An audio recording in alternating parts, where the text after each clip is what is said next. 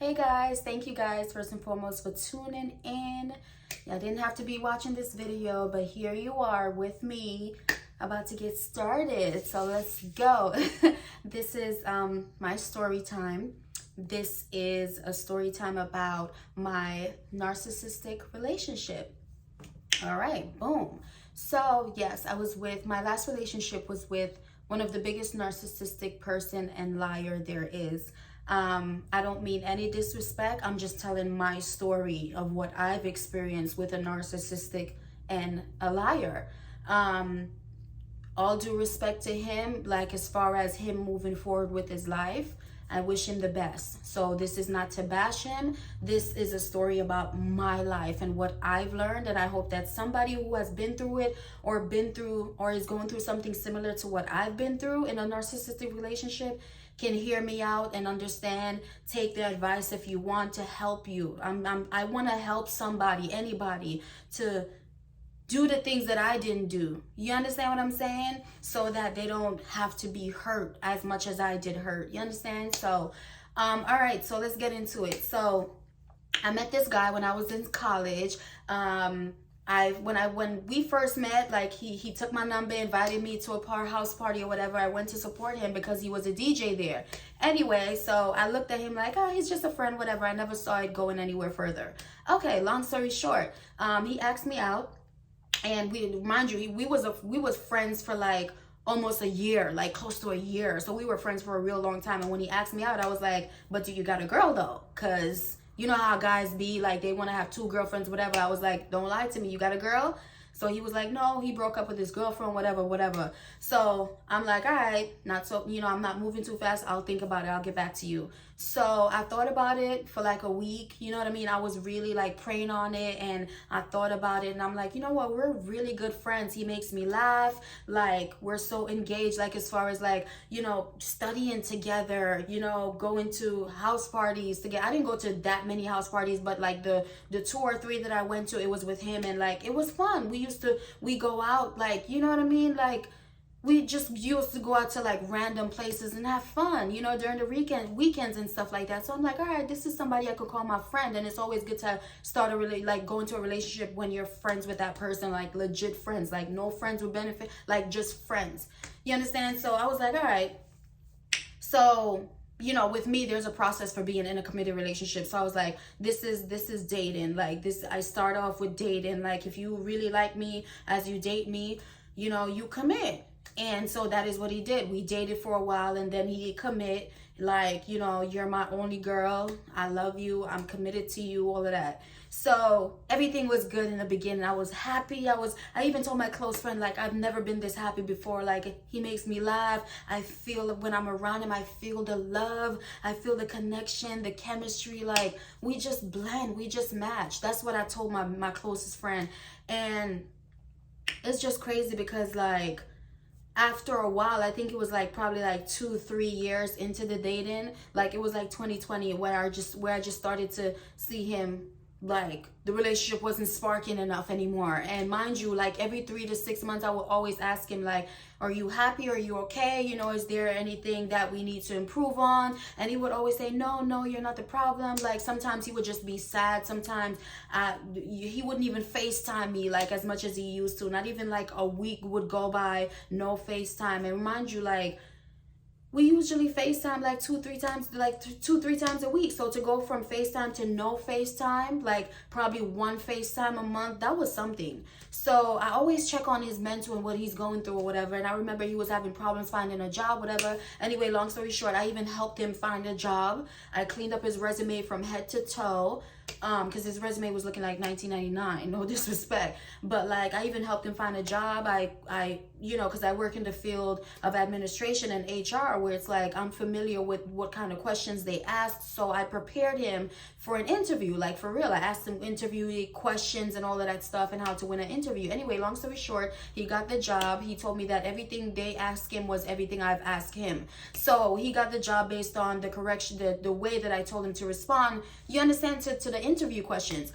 Anyways, so he started to get his life together and I'm like, all right, boom, he's getting his life together. He's gonna feel better anyway. He's gonna act better, whatever. So that was not the case. Okay. So the relationship started to spiral out of control. And what I mean by that is, you know, when people work a lot of money, they think they're better off than you now. You know what I mean? Like, they gonna buy their whole listen, buy your game system. But if your game system is gonna let you stay home and not be with your girl not even once a week, something's wrong. You understand what I'm saying? So he just started to dip and dabble in buying stuff for himself. And it's good to buy stuff for yourself, but like, what about me? Like, I put you on. You understand what I'm saying? Like, I'm not saying like you're supposed to spend like $500 on me a month, but like, it would be nice to get some flowers, you know what I mean? At least twice or 3 times a month. It would be nice to go out like 3 times a month. Like, I'm not asking for much, and I deserve much more than that. But I didn't do too much. I didn't ask for too much. You understand what I'm saying? And he didn't even do the bare minimum. Like, he was like the bare minimum of the bare minimum. You understand what I'm saying? And like, it was just like the 3rd year. I just like woke up like the 3.5 years. Like, number one, we broke up like the second year. Yeah, we broke up because I was just like, he's not getting it right. Like, I just feel like he's not serious, blah, blah, blah. And like, I remember one time I commented on a picture of him on social media. Guess what he did? Deleted my comment and turned off the comment. And I approached him, like, number one, that was the first red flag. So I approached him like, why you did that? And number two, why you hiding me from your stories? Like, I don't get it. Like, I'm your girlfriend. Like, what is it personal that you're doing so much that you hide me from your stories and block my comment? Like, what is wrong with you? Like, what are you doing? So he was just like, oh, I don't want anybody in my personal life. I'm like, what, you don't want anybody to look at my page and see how hot I am? And like, he was like, yeah, basically, I don't want anybody to try to talk to you because I know how dudes are. I'm like, that has nothing to do with whatever. Anyway, correct that shit, because we're not gonna be together if you doing shit like that. He was like, all right, no problem, I'm sorry, blah, blah, blah. So that was a red flag. And you know what I mean? Long story short, I just always kept having these dreams about him being with another girl. And whenever I would tell him like, yeah, I keep having these dreams about you being with another girl, like, he would be like, oh, I don't know why you're having these dreams. They're kind of crazy dreams. I don't know why, you know, that's not going to happen. I'm not going to disrespect you like that. That's 2. Okay, fine. The dreams, right? God kept showing me dreams. Number 3, I went to my bed and I dreamt to see like a big, like I held up a brown bag that was on the ground. I looked, there was a hole in the brown bag, and the snake like almost flew at me. And I jumped up, like legit in real life. I jumped up off of my bed and looked on my bed. Like, I really was scared. Like, my heart was beating. I thought the snake was in my bed. That's number 3. Like, God kept showing me stuff. Number 4, like, God showed me a dream that I had a baby for him. And I told him, like, look, dang, I had a dream that I had a beautiful baby for you. Like, what? You know, he was like, oh, I don't know why you having these dreams. Here he goes again. Long story short, I remember I told him, like, January 22, I was like, look, I just feel like this year is going to be a year of change. I want us to travel. I want us to upgrade our lives in a committed relationship, because I don't feel, we've never traveled before. We only did like locals, but we never took a plane to go anywhere. And you know, he always, like, every time the year before I would tell him, hey, let's go to Jamaica, let's go. He would be like, oh, I'm fixing my passport. I didn't get my passport yet. It was like always something that he made up. So I'm like, this is the year. If it don't happen this year, if we're not growing this year, this is it. I can't be in this relationship no more if it's not growing. So he's like, I got something to prove to you. And I'm like, yeah, because you understand, we need to grow. Like, I'm all about growing. So, like, long story short, I asked him if he put in his time off to take off to go on a vacation in August. So weeks later, he put his time in. I'm like, did you put your time in to take off for August? So he's like, my manager to get back to me. I was like, all right, boom. That's it. I'm wrapping this shit up. Like, this shit gotta end this year. Like, let me see. And I went to Florida to visit my family. I came back up from Florida within a month. I stayed down there for a month. Mind you, I was gone for a month. All right, boom. So I came back up and I'm like, did you take time off? Like, you understand what I'm saying? Like, did you get back anything? Oh, my manager to get back. I'm like, listen, I don't care. I don't know what you're going through right now, but I feel like you're not interested, and you should just tell me that, because I can't deal with this anymore. You were like, what are you talking about? I'm gonna take the time off. It may not be in the summer, but it could be in December, whatever. Anyway, so I was like, whatever. And so that's number 4, something like that, red flag, that he took forever to even want to take time off to go on a trip with me. And then I remember we went to this comedy club, right? And coming home from the comedy club, you know, the mirror right in front of the passenger seat. So I looked in the mirror and there was makeup there. I said, look, why is there makeup here on your mirror? Was there a female in your car? Oh no, Tina, you always ruin things. Like, you always ruin this. And I'm like, what are you talking about? I'm just asking you a question. So again, 5, there was a red flag. It was never safe to ask him any questions. Like, he would always argue, narcissistic, tell me, oh, I always know everything, I'm always ruining stuff. And I'm like, I'm just asking you a question. Why so hostile? You understand what I'm saying? So that was guilt right there. That's 5 or 6 red flags. And I was like, you know what? This person has been telling me I'm always assuming things.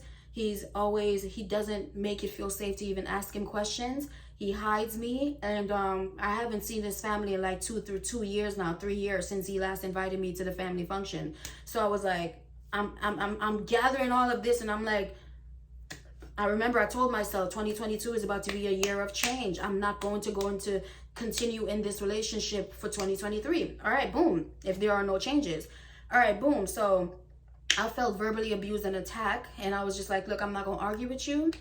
And I think the last time that we argued after that was, you know, when I had called him. I had great news. I had great news to tell him that I made the audition or whatever for a modeling thing. And I was calling him after the audition. I was so excited to tell him. You understand? And he didn't pick up his phone. And then an hour passed. I called him again. No message, no picking up. And you know what I mean? Like, I was just like, hey, can you get back to me? The least you can do is like write me a message like you're busy. And he was just like, oh, you're assuming things. Like, you understand what I'm saying? And I'm like, what am I assuming? I just said, if you're busy, you can call me back. And he was like, yes, I'm busy. And I just feel like you're assuming things. Anyway, so I'm like, all right, let me just not message him that. I'm just not going to put up with this argument. I don't know what he's going through, but I'm just not going to argue in a text message writing 2-3 paragraphs. Anyway, so the whole night passed. The next day, I'm like, I called him, like, why you didn't call me last night? What if it was important? You didn't ask me what's wrong. You understand what I'm saying? And he was just like, oh, you didn't tell me what's wrong. I'm like, you didn't ask. You said you would call me back and you didn't. What if I was trapped somewhere and you didn't call me back? You understand? It's just so crazy because I feel like he wasn't caring anymore. So long story short, I remember feeling like, I wrote something on my Twitter, and I felt it in my heart. I was like, I feel like my heart is being played with. That's what I wrote on my Twitter, right? Boom. That same day, he told me that I was actually looking forward to going out with him that weekend. That same day when I wrote that, he said that, oh, he's not available today or whatever to spend time with me, whatever, because he's going to his mother's end of summer, whatever, party that they're having. So that party, he told me about it, how it went, it was fun or whatever. So the next day he came over, everything was good. We watched movies. I didn't bring up any conversations. Like, I was just ready to move on. And I just found it kind of strange. Like, it's just something heavy on my heart. You understand? And I was just like, something didn't feel right. And I just believe that this is it. So I called him over like the next few days, and I was just like, you know what? I don't feel like we're compatible because, number one, you know what I mean? You don't support me in my business. He literally doesn't. He only bought one shirt, and I sell clothing. And I opened up my business in 2020, and he only bought one item. And he never supported me. He never reposted me. He never put his family on or say, hey, babe, give me some business cards. I'm going to DJ. Let me pass them out. Like, none of that. He didn't do any of that. So that's what I pointed out. And then second, I pointed out to him that I don't feel like it's a safe space anymore to even talk to him because he always put me down and made me feel like I'm always assuming things. And number 3, he doesn't invite me to his family functions, and he get like his best friend, whatever. People would be having celebrations. Like, he would attend weddings with, not even offering me an invite. You understand? And I was just like, I haven't seen your family like 2-3 years. Like, damn. Like, anyway. And I was just like, I just don't feel like we're compatible. And he was just like, like, that was his reaction. He was like, like, he just got mad. I was so scared. He went into my bathroom, locked the door, came back out, started, like, the tears were just running down his face, and I was scared. You understand? But I'm like, I'm sorry, I just can't go on with you. Like, I'm just so sorry. I just really can't go on with you because the relationship hasn't grown. You pick up, you go back down, and I just can't go. I just can't. So that was it. 5 days later, long story short, I went on my Facebook, and you see that request button, like for some reason my finger hit it, and you know, I have so many requests. I was like, oh, there's a request, and I saw his name, so I clicked on his page because he sent me a friend request, and I for like 2 years ago, and I never responded, never accepted. I don't know for what reason. So I finally went on his page, like, oh wow, I forgot he sent me a request. I went on his page. Guess what I saw? A picture of him and basically a girl pregnant having a gender reveal, like popping the balloon, pink coming out. I'm like, yo, I was so heartbroken. Like that was the biggest heartache I've ever experienced. Like that was like 3 something in the morning, and when I tell you, I felt like my heart, there was a big ball, and I felt like my heart just dropped. Like that was very hard, you know what I mean? And I can't forget, like I just felt hot. I was in pain that I don't even remember when I fell asleep. I didn't even remember when I fell asleep. You understand? And I woke up the next day and called him, like, why you treating me so bad? Why you treating me so awful? Like, why you didn't tell me you had a baby on the way? This is what he said, the liar that he is. Oh no, I don't have a baby on the way. What are you talking about? You're always assuming things, Tina. Where are you getting your information from? I'm like, listen to me. You're the biggest liar I've ever met. You're a very narcissistic person, and you need to change your ways. You're having a baby girl. You're having a baby girl. I have pictures to prove to you, and you're still lying. You're still lying. I'm not having a baby girl. I'm not. This is what he was saying. I'm like, look, there's something wrong with your brain. I have pictures, and you're still denying your unborn child. You are so wrong. That's what I told him. You understand? And I was like, you're having a baby girl. You're having a baby girl. And like, he finally went quiet for like 8 seconds. And then he was like, you know what? I have to tell you the truth. I'm like, yeah, it's too late now. And he was just like, I made a mistake one night. You know, I was at a house party, and my friend introduced me to this girl, and I made a mistake that night, and I have to live up to it. I'm like, and yeah, you didn't tell me. You didn't break up with me. You didn't tell me nothing. You had me walking around like a fool that doesn't know anything. But you know what? I'm not a fool because I didn't know anything. So you're the fool. You understand? And I was like, why would you hurt me like that? He was just like, he didn't know how to deal with it mentally. He didn't want the baby. And he told the baby mother to take a freaking DNA test, and she took it, and he's the father. Now he got to deal with it. I'm like, well, that sucks for you. You're very disrespectful. Your karma's coming back. I don't wish you bad, but something's coming back, and you're not going to, you're going to feel it, because what you did to me as a good person that looked out for you for you told me I'm like your greatest motivator, and I've helped you so much, and you go and violate me like this, and I've been so faithful to him. You understand what I'm saying? The person that challenged him to do better. And then here he goes. So it was just hurtful. Like, I'm not speaking to him ever again. And like, I went into a deep depression. You understand? For the first time, like, I really felt like suicidal. And I didn't eat for like 5 days. I lost major weight, and I was just like, I felt like I was going crazy. Like, and I had to seek help, even though my mother and my close friends supported me emotionally, but like, I had to seek a therapist. Like, and my therapist walked me through like the stages that we go through when we're grieving the end of a relationship. And after weeks and weeks, like, it helped me. You understand? I started to work out. I started to understand the process of grieving a relationship, and I just got back myself together. I found my self-love. I knew that God was showing me things. God gave me discernment, and they went over my head, but I still prayed, and I still asked God, like, if this is not the relationship, break it off. Break it up, my God. Break it. If he's not the one for me, and he's a deceiver, and he's doing stuff behind my back that's not right, break it off. And I asked God that, and I told God that. And that's what he did. Even though it hurts, I'm glad that I didn't get pregnant for somebody like him. I swear to God. You understand? Because imagine being pregnant and your man is cheating on you with another woman. You understand what I'm saying? And I'm like, damn, like, that is just so morally wrong that it's just like, I would never want to be pregnant for somebody like that. You understand what I'm saying? So I even told him that. And I'm sorry, but the truth is the truth. That's how I felt at the time. You understand? And I started to find myself, and I felt better because I'm the only one that can love myself enough. God is the only one that can love me enough. You understand? God looked out for me. You understand? And I got, I realized that was the greatest blessing. That was like one of the greatest blessings ever, was to break that relationship off with him. And I'm so glad that I broke up with him. You understand? Before I even found out that he had a baby on the way, because he was never going to do it. So it was just sad. Some people are just so wrong. They didn't grow up the right way. They have no morals. And I just feel bad for him, but I wish him the best. No hard feelings. And that's what I told him. May God have mercy on him and his new family. Anyway, so it was hurtful, but I found myself. I'm in a better place right now. Thanks be to God. I love myself enough. I have my own place, my own car. I'm healthy. I'm strong. Like, I'm motivated, and better is out there for me. A better man, a better committed partner who will love me and be committed to me. And I know God has better for me out there, because I always prayed, even when I was in the relationship, I always prayed for God to just have let the right man be in my life. And if the wrong man is in my life, remove him.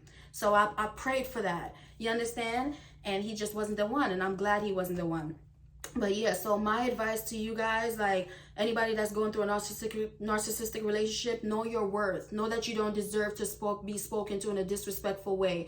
Know that you are loved. Love yourself. Love God. Love yourself. Because a man will never love you more than you love yourself, and how God will love you. So self-love is the real love. You understand? Know that you deserve better. Don't take no BS from nobody. You understand what I'm saying? And don't ignore the red flags at all. Like, just don't ignore the red flags, because they're there for a reason. Don't let 2, 3, 4 red flags past you. You understand? Because that's something that I did, because I'm so forgiving and loving. You understand? But I'm not gonna let that ever happen again. Don't give too many chances. Don't give.